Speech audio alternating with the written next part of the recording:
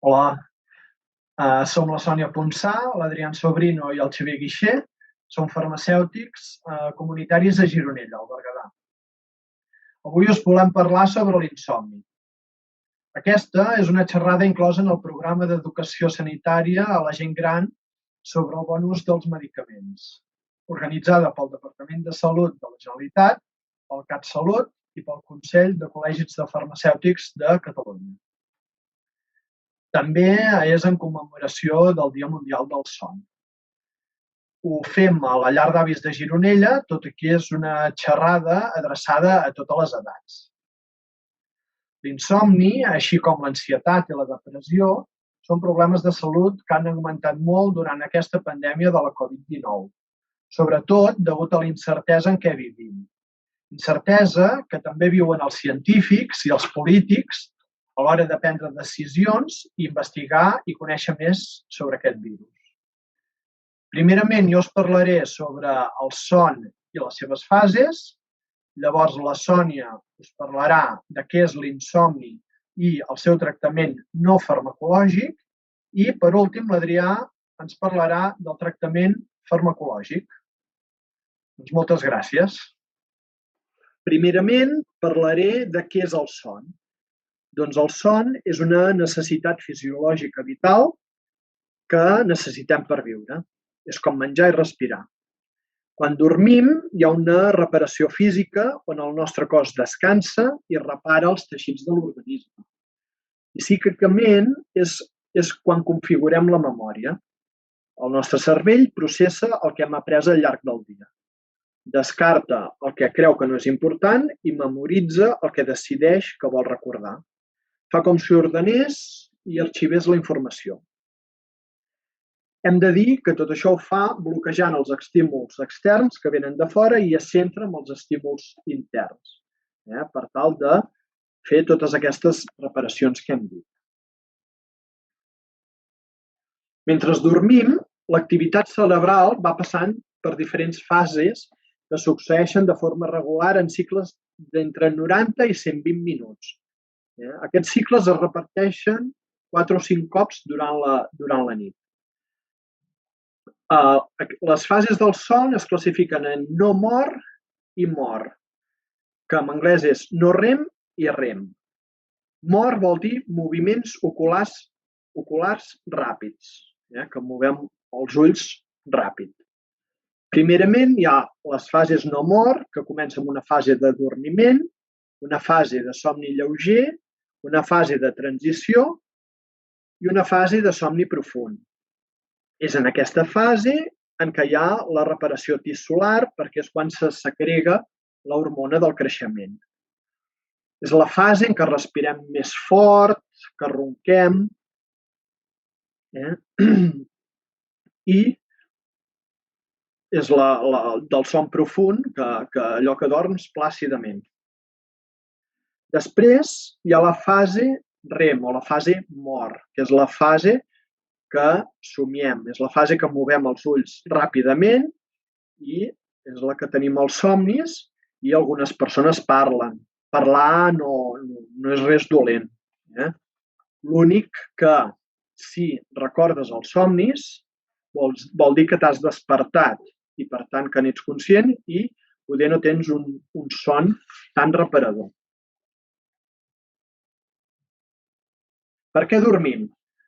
Doncs dormim, ja hem dit, perquè hem de consolidar la informació que hem après el dia abans i perquè hem de reparar els teixits de l'organisme, i això es fa a través de processos immunitaris i de producció de certes hormones. Hormones com l'hormona del creixement, que ja hem dit que se segregava a la fase de son profund i que fa que els nens creixin, per això s'ha vist que nens que dormen poc o dormen malament poder no creixen tant. I en adults, l'hormona del creixement serveix per la reparació tissular. També cal dir que durant la nit, amb la foscor, s'afavoreix la secreció de la melatonina, que és una hormona que predisposa al descans. Llavors, també la llum facilita la producció de l'hormona que és el cortisol, que s'associa a estar actiu. Per tant, la llum del mòbil, que és la llum blava de les pantalles i això, fa que no tinguis son. També cal dir que també s'agreguen unes hormones, com ara les leptines, que s'ha vist que intervenen en la gana i la sacietat. Per això també es veu que persones que no dormen bé tenen predisposició a l'obesitat. Son saludable. Quan? En cada època de la vida hi ha unes hores necessàries de son. Per exemple, un nadó hauria de dormir unes 11 hores més 2 migdiades. Un infant unes 9 hores i mitja, un adolescent unes 11 hores, que no les dormen pas perquè estan amb el mòbil i amb la tablet i això. Els adults hauríem de dormir de 7 a 9 hores, unes 8 hores seria l'ideal, i la gent gran, a partir de 65 anys, de 7 a 9 hores de son reparador repartit al llarg del dia. Amb 6 hores al dia i 2 migdiades n'hi hauria prou. Les migdiades han de ser com a molt de 30 minuts, per anar bé, uns 20 minuts. La gent gran té un son i unes vigílies més fràgils i el cos els demana dormir, llevar-se d'hora, però, mentre el son sigui reparador, no hi ha cap problema. Aquí tenim uns gràfics que ens indiquen que es pot veure que els adults tenim un parell de desvetllaments a la nit, que sol ser quan ens canviem de posició i això, però que no ens despertem. Però com més gran ens fem, hi ha major quantitat de desvetllaments, que ja en som conscients, i en prenem consciència, anem al lavabo o així, i també la gent gran els hi costa iniciar el son, els hi costa més adormir-se. Per això és molt important els bons hàbits i el tractament no farmacològic de l'insomni, que ara us explicarà la Sònia. Comencem parlant de l'insomni. El que direm en primer lloc és una cosa molt òbvia i és que l'insomni ens treu el son. Més que treure'ns hores de son, el que ens treu és la qualitat de son. Podem dormir però no descansar, llavors l'endemà estarem cansats i no rendirem. Per què ens passa això? Doncs hi ha diferents trastorns del son que provoquen que tinguem insomni. Per exemple, anem a dormir al llit i ens costa molt de començar a dormir, ens costa iniciar el son. Podem tenir un altre problema i és que anem a dormir, ens adormim bé, però al llarg de la nit ens anem despertant. Pot ser que ens n'adormem o pot ser que tinguem sons així molt superficials que tampoc ens permetin descansar. Doncs tot això ens dificultarà descansar correctament. Podem tenir també problemes associats al cicle de son-vigília. Això vol dir que tenim, com si diguéssim, el dia girat. Cada dia estem molt cansats i tenim son i no podríem de dormir i de nit doncs estem desperts i podríem fer activitats. Un altre problema que ens podem trobar són disfuncions associades al son. Què vol dir això? Fer coses estranyes mentre dormim. Per exemple, hi ha gent que somia molt, que té molts malsons, que parlen, que s'aixequen, que es mouen. Així també farà que no descansin. I un altre problema pot ser la somnolència excessiva, que dormim però que com si mai en tinguéssim prou, que sempre tinguem son. Abans de la pandèmia es calculava que gairebé un 25% de la població tenia insomni. Ara amb la pandèmia tot això s'ha agreujat i gairebé un 60% de la població no dorm correctament i no descansa. Podem classificar l'insomni en funció de quant temps ens dura. Així ens trobarem davant d'un insomni transitori quan ens dura menys d'una setmana. Això, per exemple, pot passar quan tenim setmanes més mogudes, que tenim més feina, més mal de cap, que alguna cosa no ens va bé, doncs no dormirem bé. Pot passar si, per exemple, un dia ens trobem malament, doncs aquella nit no dormirem, però l'endemà al matí si ens trobem millor, a la nit descansarem. Si s'allarga més la cosa, doncs parlarem d'insomni de curta durada. Això va d'entre 1 i 3 setmanes. Per exemple, estudiants que estan en època d'exàmens, doncs clar, aprofiten, allarguen el dia per estudiar i la nit doncs, no dormen tant, a part que s'ajunta amb nervis i tot plegat. O bé, si ja tenim problemes d'insomni que duren més, ja parlarem d'insomni de llarga durada, quan dura més de 3 setmanes. L'insomni és un símptoma i com tot símptoma doncs, té unes causes que poden ser molt variades. Per exemple, podem tenir insomni degut a estímuls externs, per exemple, la llum. La llum, com bé us hem explicat abans, doncs és un senyal que li diu al cos que hem de parar de sintetitzar melatonina i, per tant, que hem de parar de tenir son. Només a tall de curiositat, perquè ho sapigueu, s'estan fent molts estudis i hi ha països que ja fan servir la fototeràpia. Això és teràpies amb llum. Per exemple, estudis que s'estan fent aquí a Catalunya es fan sobretot amb gent gran que té insomni i que dorm que viu en cases que tenen poca llum o gens.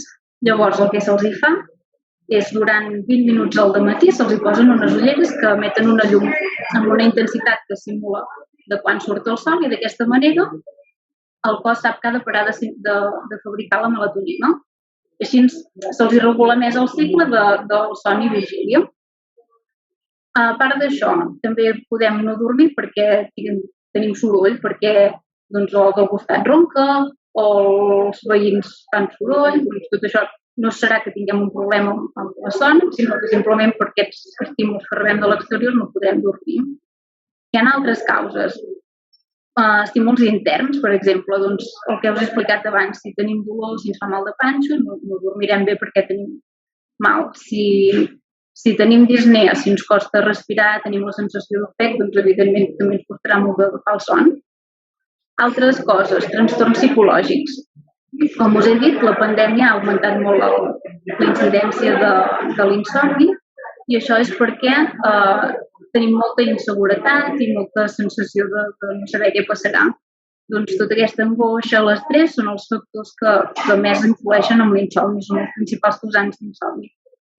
A part d'això també pot haver abús de substàncies tòxiques, situacions de depressió, jet lag. Amb això del jet lag també, perquè veieu com de relacionat està la llum i com d'important és amb l'insomni, doncs també que sapigueu que moltes persones que viatgen molt i que canvien molt d'horaris, doncs també s'estan fent estudis amb les ulleres aquestes que us deia, amb la fototeràpia, perquè se'ls hi reguli més el cicle de son i vigília. Què més pot afectar? Doncs l'ús de segons quins fàrmacs. Hi ha fàrmacs, per exemple, els diurètics, que pot fer que no ens deixin dormir bé. Per què? Doncs si ens prenem un diurètic de dia o al migdia no hi haurà problema, però si esperem i ens el prenem al vespre, doncs sí, perquè segurament ens haurem d'aixecar al lavabo.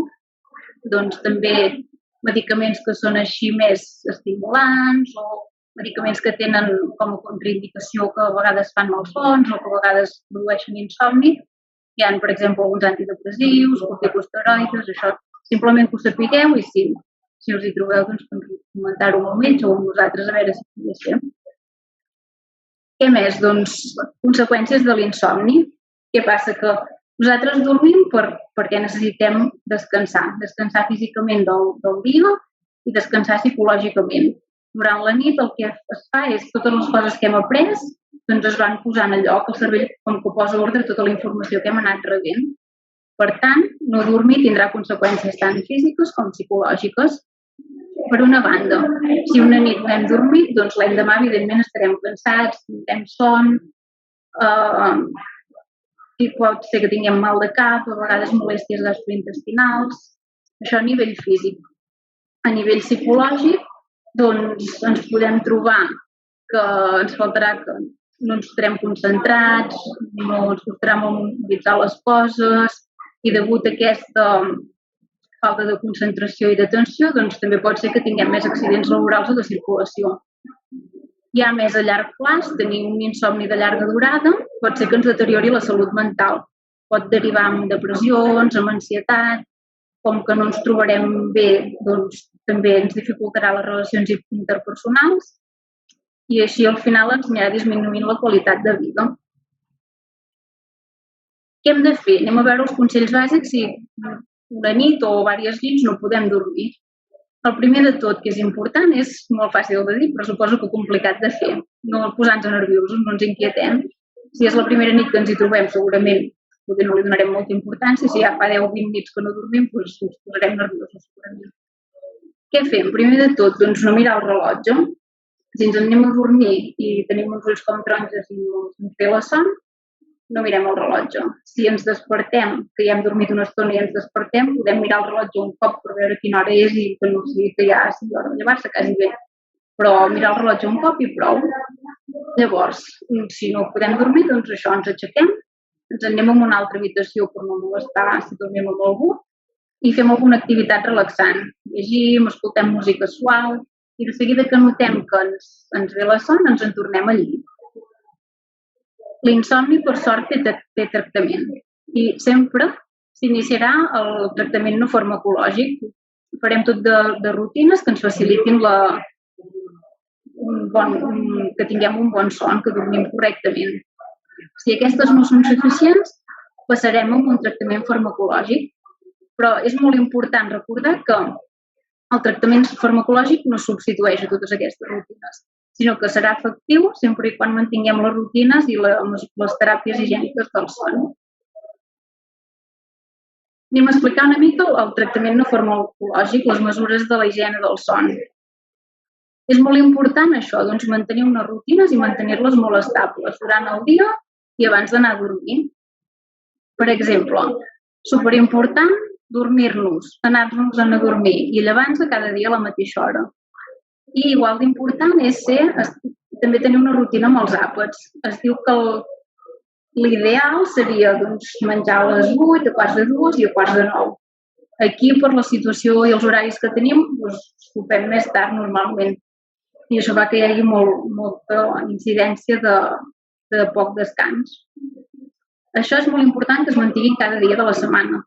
No s'hi val a dormir d'hora de dilluns a divendres, que és quan treballem, i al cap de setmana anar més tard, perquè llavors enganyem el cos i comencen a sortir problemes. És molt important també, com ja hem vist que la llum ens ajuda molt a regular la síntesi de melatonina i, per tant, de saber quan hem d'estar desperts i quan hem d'anar a dormir, doncs és superimportant que ens toqui el sol.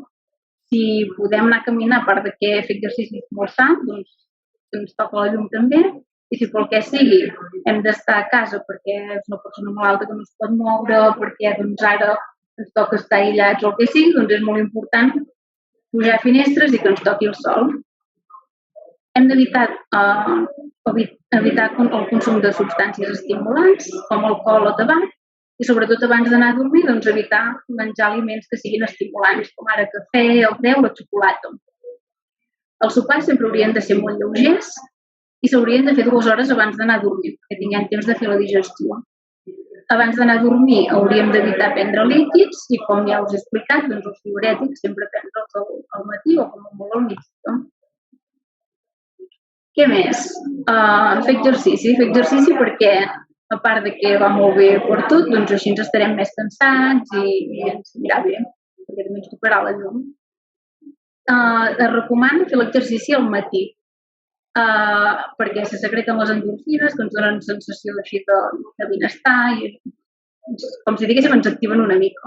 I per aquest mateix motiu, doncs no recomana fer esport 3 hores abans, després de 3 hores abans d'anar a dormir. L'habitació hauria de ser un lloc que només tinguem per anar a dormir i, per tant, al llit no hauríem ni de veure la tele, ni d'escoltar la ràdio, ni de mirar l'ordinador. Abans d'anar a dormir, per anar bé, no hauríem de mirar cap pantalla. I el que recomana ara en temps de pandèmia és fer, com si diguéssim, una higiene d'informació. El que vol dir això és que hauríem de mirar les notícies un cop al dia per no sobrecarregar-nos d'informació i d'un mitjà de comunicació que ens agradi, per no començar el dia enfadats. És important, va molt bé, abans d'anar a dormir fer activitats de relaxació. Per exemple, llegir, escoltar música suau, practicar ioga. I llavors dir que amb gent gran, a partir de 65-70 anys, canvien les necessitats del son. Llavors, a totes les edats va molt bé fer migdiades, però aquesta franja d'edat en farà més, ens farà entre 1 i 2. Llavors, superimportant que les migdiades no poden durar més de 30 minuts. I tenir sempre en compte que una migdiada no és per recuperar la son de la nit anterior, sinó que és com de mes a mes. Si no dormim, la son la perdem. Una migdiada és com per recuperar una mica, però no per poder dormir menys aquella nit. Com us he dit, fer activitat física és molt important. Què podem fer per augmentar-la? Doncs, per exemple, coses molt fàcils. Si podem triar entre pujar per ascensor o pujar les escales a peu, sempre i quan no anem molt carregats, pujarem les escales a peu.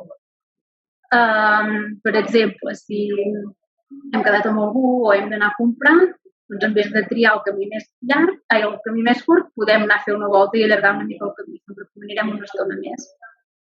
Podem utilitzar els parcs saludables del municipi o aprofitar que aquí tenim un lloc per anar a caminar. I anar a caminar, això com a mínim, mitja horeta cada dia. I ja finalment, per recomanacions a l'hora d'anar a dormir. Doncs hem de dormir en un entorn saludable. Que el matalà sigui còmode, que el coixí sigui còmode, sempre baixar les persianes, que hi hagi silenci i que no faci ni massa fred ni massa calor. Haurem de dormir amb un pijama còmode, ample per anar bé, millor no dormir amb roba esteta, i el que dèiem durant el dia, fer activitats socials, fer esport, fer activitats intel·lectuals. I tot això el que farà és que agafem una bona rutina i que ens facilitarà la conciliació del son. I ara l'Adrià ens explicarà el tractament farmacològic de l'insomni. El tractament farmacològic s'acostuma a aplicar en aquells casos en què el pacient pateix una forma greu d'insomni. Això li provoca una incapacitat en la seva vida quotidiana i dura durant un període llarg de temps. I prèviament s'ha provat de tractar amb un tractament no farmacològic i no hi ha hagut bons resultats. Dins d'aquest grup podem destacar l'ús de la fitoteràpia, l'ús de medicaments com podrien ser benzodiazepines, hipnòtics no benzodiazepínics, antidepressius i antihistamínics de primera generació i el grup de la melatonina, que també es podria utilitzar com a tractament. En el cas de les benzodiazepines podem destacar el diazepam, l'orazepam o l'ormetazepam. Hipnòtics no benzodiazepínics serien el grup del zolpidem i la zolpiclona. I antidepressius podríem destacar mirtazapina, trazodona i amitriptilina. Dins del grup d'antihistamínics de primera generació tindríem la doxilamina i la difenhidramina. Dins de la fitoteràpia hi hauria una gran varietat de plantes, a destacar la valeriana, la melissa i la passiflora. Llavors tindríem la melatonina. Les benzodiazepines són uns medicaments que ens ajudaran amb l'insomni reduint el període de latència del son, és a dir, podrem conciliar el son més ràpidament, reduirem els despertars nocturns, ens despertarem menys cops durant la nit i això provocarà que tinguem una millor qualitat del son i de més llarga durada. Dins de les benzodiazepines n'hi ha de 3 tipus. Les de semivida curta, que duren menys de 6 hores el seu efecte, les de semivida intermitja, que duren entre 6 i 12 hores, i les de semivida llarga, que duren més de 12 hores. En aquest cas ens interessarà aplicar unes benzodiazepines de semivida curta, de menys de 6 hores, sobretot amb la gent gran, per tal d'evitar possibles efectes adversos durant el dia que podrien provocar somnolència, fatiga, descoordinació i caigudes, comportant fractures greus. En aquest cas, l'orazepam i l'ormetazepam seran els més adequats per aplicar. També cal tenir en compte que aquests tractaments han d'estar prescrits pel metge i supervisats per un especialista, el qual ho anirà revisant cada 4 setmanes per comprovar que és el tractament més adient per la persona. Podríem destacar que no es poden deixar de cop. Per tant, amb tractaments molt llargs, de més de 6 mesos, el metge hauria d'anar reduint la dosi que es pren el pacient paulativament fins a la seva total abolició del tractament. Tot i així, això sempre ho ha de revisar el metge. I amb les benzodiazepines sempre s'haurà d'aplicar una hora abans d'anar a dormir per tal d'evitar els efectes adversos que poden aparèixer durant el dia. I ja que no és un medicament que tingui un efecte molt ràpid. En canvi, amb els hipnòtics no benzodiazepínics, l'eficàcia és molt similar a les benzodiazepines, però l'inici de l'acció és molt més ràpida. Per tal, cal prendre-ho just en el moment d'anar a dormir per poder evitar tots els efectes adversos i evitar aquestes caigudes i fractures més greus. Respecte als antidepressius, podríem destacar la trazodona, la qual s'acostuma a fer servir bastant amb gent gran i en casos d'insomni per depressió, però aquesta pot provocar una hipotensió important i, per tant, tornar a produir aquestes caigudes i fractures que veurem a la vida. Per tant, el que farem serà prendre-la amb l'estómac ple per ralentitzar la seva absorció i que l'efecte no sigui tan immediat i també fer-ho just en el moment d'anar a dormir. Respecte a la mitriptilina, un altre antidepressiu del tipus tricíclic, és més sedant i pot presentar alguns efectes adversos colinèrgics, com serien visió borrosa, boca seca, retenció urinària o restrenyiment. En el cas dels antihistamínics de primera generació, s'aprofita l'efecte de relaxant muscular que tenen per tal d'ajudar a conciliar més bé el son. No estan gaire recomanats amb gent gran i, a més, poden produir aquests efectes anticolinèrgics que hem dit anteriorment amb la mitriptilina. Respecte a la fitoteràpia, cal destacar que, tot i que sigui un tractament a base de plantes i d'ús tradicional, s'han de mirar totes les patologies que pateix aquella persona i la medicació de base que té, ja que podrien haver interaccions fent que sigui inefectiva o provocant algun efecte advers indesitjat. Per tant, sempre és recomanable demanar informació al farmacèutic o al metge. Hi ha moltes plantes que podríem fer servir pel tractament de l'insomni i fitoteràpia, però destacarem, per exemple, la valeriana, la qual ajuda a reduir el període de latència del son, és a dir, ens ajudarà a agafar abans el son i reduir així l'insomni. L'efecte de la valeriana no és immediat, sinó que s'ha d'anar prenent cada dia per poder notar un efecte cada cop més gran. I l'efecte, el clímax, diguem, de l'efecte es veu a partir de les 2-4 setmanes d'haver-la pres.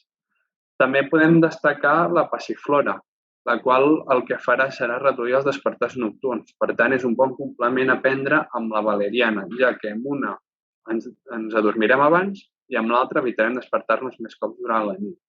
També tenim la melissa, que ho fa una mica tot. Ajuda a dormir-nos abans, reduint la latència del son i redueix també els despertars nocturns. Ajuda a no despertar-nos tan sovint.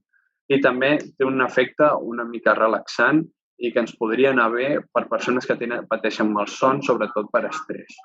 Després caldria destacar, per últim, l'espí blanc, el qual va molt bé per a aquelles persones que quan van a dormir tenen una miqueta d'ansietat i tenen molts batecs. El batec del cor va més ràpid, tenen una mica de taquicàrdies.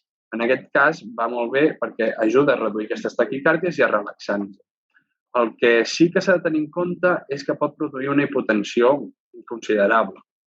Per tant, en persones que pateixin cardiopaties o que estiguin prenent medicació pel cor s'hauria d'evitar. I, per últim, tindríem la melatonina, la qual és l'hormona de la son que generem nosaltres mateixos i que es veu regulada per la llum solar i és la que, bàsicament, regula aquest ritme circadiari del son.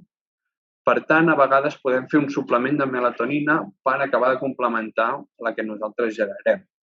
La melatonina és molt important prendre-la una hora després d'haver sopat i entre 1 i 2 hores abans d'anar a dormir. I sempre fer-ho a la mateixa hora. El dia que no es pugui fer aquella hora és preferible no prendre-la i deixar-ho pel dia següent, ja que si aconseguim regular aquest ritme, aconseguirem que l'efecte sigui major. Cal destacar que alguns efectes secundaris que podria tenir la melatonina són mal de cap, mareig, nàusees i somnolència durant el dia i pot interaccionar amb alguns medicaments, tot i que no ho sembli, que serien els anticoagulants, anticonvulsius, antidiabètics i els immunosupressors. També cal destacar que està comercialitzada des d'1 mil·ligram, que ja és efectiva, fins a 2 mil·ligrams. A partir dels 2 mil·ligrams l'ha de prescriure el metge perquè es tracta de tractaments de malalties molt concretes i durant un període curt de temps. Doncs bé, per últim, fer una mica de repàs amb un exercici de veritat o fals. Diu, quina d'aquestes afirmacions és certa? La 1. Els medicaments no provoquen insomni. Això és fals, perquè ja hem dit que hi ha medicaments com ara els corticoides o alguns medicaments diürètics o alguns antidepressius que, com a efecte secundari, provoquen insomni. El 2. La llum o el soroll poden provocar insomni. Això és veritat, perquè el soroll agita l'organisme I la llum fa que s'inhibeixi la secreció de melatonina i s'activi la secreció de cortisol i, per tant, no s'indueix el son. 3. Dormir bé pot provocar una disminució en la qualitat de vida. Això és mentida. Dormir bé provoca una bona qualitat de vida. Per tenir una bona qualitat de vida s'ha de dormir bé i disminuir l'estrès. 4. Si no es pot dormir, cal encendre la llum del dormitori i mirar la televisió al llit per mirar d'agafar el son. Com ja molt bé us ha explicat la Sònia, no. T'has d'aixecar, tenir en compte que les pantalles, la llum blava de les pantalles, no és bona per induir el son. El punt 5. Per descansar bé a la nit cal fer migdiades de com a mínim 1 hora al dia. Ja hem dit que no és veritat. La migdiada com a molt ha de ser de 30 minuts per anar bé de 20 minuts. Punt 6. No dormir bé pot provocar deteriorament en la concentració i en la memòria. Doncs ja hem dit que això és veritat perquè dormir bé i tenir un son reparador fa que l'organisme descansi bé físicament i es configuri la memòria memoritzant tot el que hem après al llarg del dia. I per últim farem unes miques de conclusions que en resum és això. Hem dit que el son es composa per cicles d'uns 90 a 120 minuts amb 2 fases diferenciades, que és la mort i la no mort, i que aquests cicles es repeteixen de 4 a 5 cops cada nit. Llavors també hem dit que en cada edat, en cada època de la vida, el recomanat de dormir, de les hores de dormir, és diferent. Ja hem vist que hi ha molts factors que alteren el son i la seva qualitat, com ara malalties, trastorns mentals, medicaments, estímuls externs. Hem dit que les mesures no farmacològiques es consideren de primera elecció en el tractament de l'insomni, el que ens ha explicat la Sònia. Si amb aquestes no en tenim prou, hi afegirem un tractament farmacològic, però sempre tenint en compte que aquestes mesures, aquests hàbits s'han de mantenir. Per últim, les benzodiazepines augmenten el risc de caigudes i fractures en gent gran. Cal dir que les benzodiazepines s'haurien de prendre 1 hora abans d'anar a dormir, per evitar que llavors la persona es llevi bé i no vagi adormida i, per tant, no pugui caure pel carrer. S'ha de tenir en compte que les benzodiazepines sempre les ha de receptar un metge. I per últim, fer un últim apunt que per tenir una bona salut tant física com intel·lectual cal una dieta equilibrada, ja que som el que mengem. Cal fer exercici físic, cal reduir l'estrès, cal tenir una bona xarxa de relacions socials, cal tenir una rutina, com ha dit la Sònia, menjar cada dia a la mateixa hora, els àpats cada dia a la mateixa hora, tant els caps de setmana com entre setmana, i anar a dormir sempre cada dia a la mateixa hora. Tot això farà que dormim bé, que és un altre factor per tenir una bona salut. I res més, sapigueu que si teniu algun dubte, no dubteu en consultar el metge, el farmacèutic o qualsevol altre professional format i qualificat, i sapigueu que això, que la farmàcia és el centre de salut que tenim més a l'abast, on et podem aconsellar, derivar, recomanar o ajudar en el que calgui. Doncs vinga, moltes gràcies per la vostra atenció.